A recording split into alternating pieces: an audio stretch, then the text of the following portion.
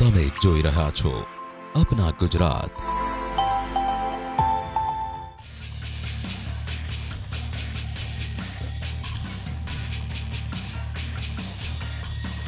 નોટબંધી બાદ કેન્દ્ર સરકારે રજૂ કરેલી ₹500 અને 2000ની નોટોએ લોકોમાં ખાસ આકર્ષણ જગાવ્યું, પરંતુ કદાચ તમને ખબર નહીં હોય કે તમારા ખિસ્સામાં રહેલી આ નવી નોટને છાપવા પાછળ સરકારને કેટલા રૂપિયાનો ખર્ચ કરવો પડે છે।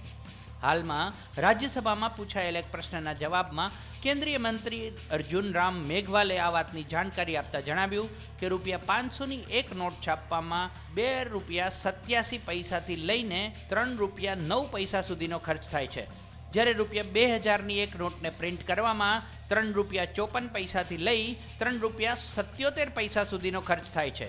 તેમણે વધુમાં ઉમેર્યું કે ₹500 અને 2000ની નોટોનું છાપકામ હજુ સંપૂર્ણ ખતમ નથી થયું, તેના કારણે નોટોના છાપકામમાં ખર્ચાયેલી કુલ રકમ વિશે જણાવવું શક્ય નથી।